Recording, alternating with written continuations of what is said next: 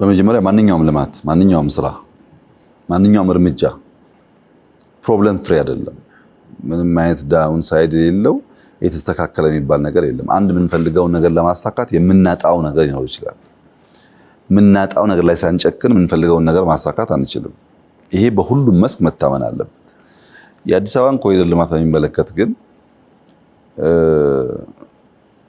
ሱቆች፣ ቢዝነስ አይዲያዎች እና ሴንተሮች አሁን ያለው የአዲስ አበባ ቢዝነስ ሱቆችና ሴንተሮች ቀድሞ ከነበረው ያንሳል የሚል አርጊውመንት ያለው ሰው ካለ ለመቀበል ይቸገራለሁ። በጣም በርካታ ሱቆች ተሰርተዋል። ለምሳሌ ከዚህ ሽሮ ሜዳ ስትሄድ ድሮ የምታውቀው ሱቅና አሁን የምታውቀው ሱቅ አንድ ነው። ሱቁ ግን ይለያያል። ሃይ ሌቭል የሚገነቡ ሞሎች አሉ። ሰዎችን ሰብሰብ አድርገን እንደ ሰንዴይ ማርኬት በሰንዴይ ማርኬት አፕሮችም በሰንዴይ ማርኬት አፕሮች ውጪ ደግሞ ልክ እንደ ትልቅ ሾፕ ሃይፐር ሞል ነገር የሚመስሉ ሽንኩርት ዕቃ የሚሸጥባቸው ሰፈሮችም አሉ። ለምሳሌ እንጦጦን ብቻ በወስድልህ ሱቅ የተሰራላቸው አሉ። በጋራ ደግሞ ሸማ የሚሸጡባቸው ቦታዎች አሉ።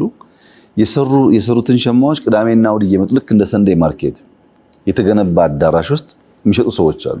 አልነበረም ይሄ ድሮ አምርተው በመሃል ደላላ ወስዶ ነው የሚሸጥላቸው። አሁን አምርተው ምርታቸውን ማርኬት ጋር መጥተው መሸጥ ይችላሉ። አርሶ አደሮች ልክ አቮካዶቻቸውን፣ ፓፓያዎቻቸውን ከተማ ሰንዴይ ማርኬትና መሸጫዎች እንደሚያመጡት ማለት ነው። ይሄ በጣም ብዙ እድልና ስራ ፈጥሯል። አልፎ አልፎ ከቦታ መነሳት ሪፐርፐስ ለሚደረግ ለምሳሌ ይሄ ቦታ መኖሪያ ከነበረ ሱቅ ሲሆን ወይም ሱቅ ከነበረ ፓርክ ሲሆን ሪፐርፐስ ሲደረግ የሚጎሳቆሉ ሰዎች ይኖራሉ። ቦታ የሚቀዩ ሰዎች ይኖራሉ።